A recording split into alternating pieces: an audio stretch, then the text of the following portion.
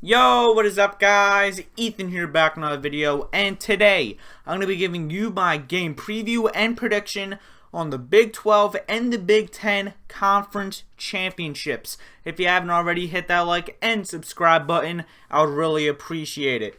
So you may be asking yourself, why am I doing both of these in a video? And it's a very simple reason. It saves me tons of time. If you want the most videos, the most game predictions out, this is the easiest way.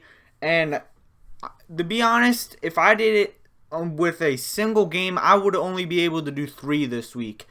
But with my current schedule, today it's the Big 12 and the Big 10. Tomorrow is the Sun Belt and the SEC.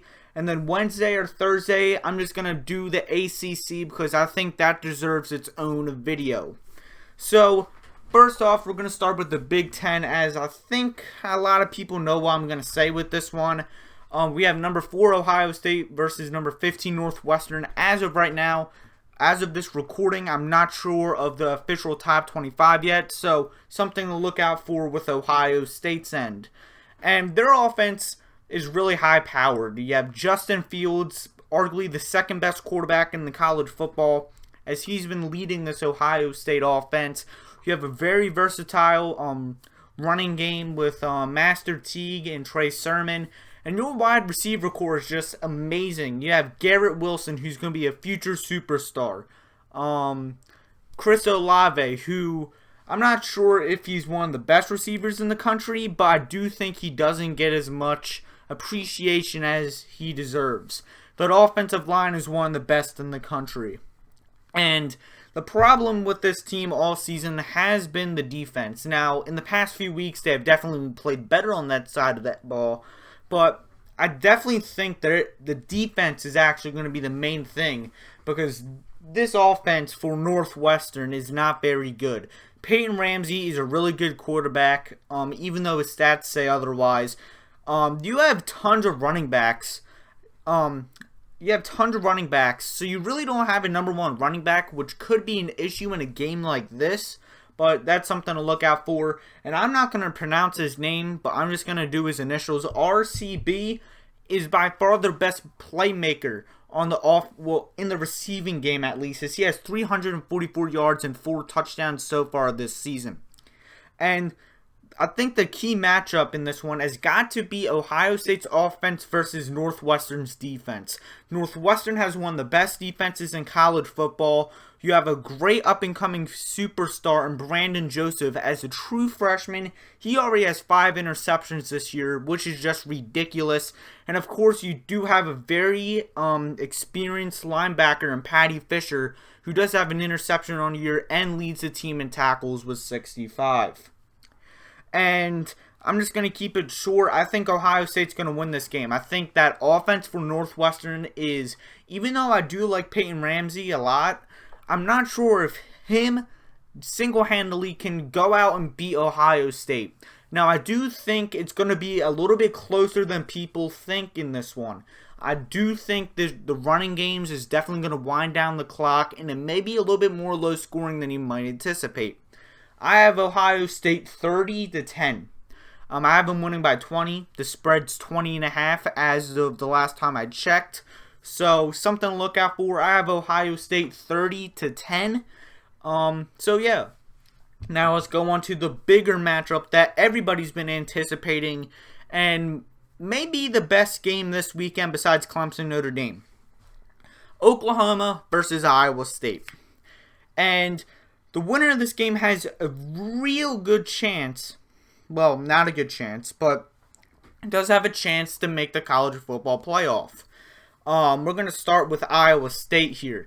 Matt Campbell is one of the best coaches in college football. And I'm going to bring up something later, but he's got to win this game if I am Matt Campbell. Yeah, Brock Purdy, who could potentially leave for the NFL.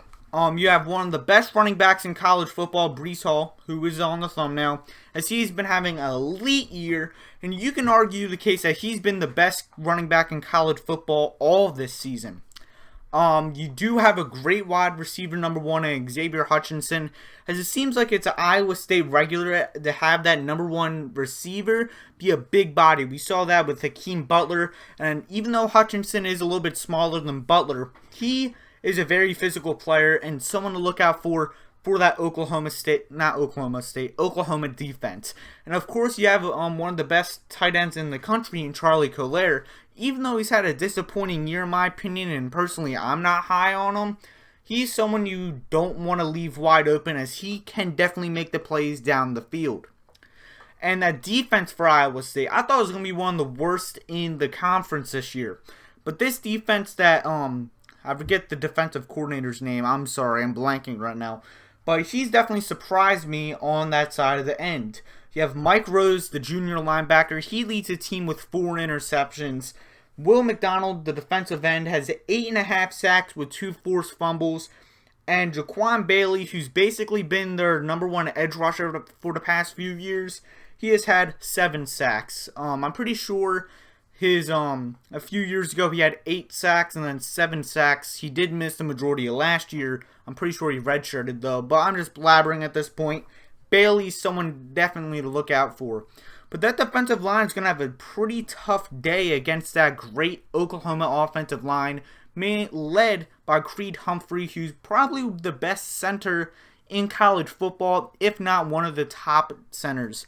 But this offense for Oklahoma State, it's completely, it did a 180 completely. That offense looked not very good and abysmal at the beginning of the year, and now they are red hot. Spencer Rattler, the redshirt freshman, he's been really looking great in this second half of the year.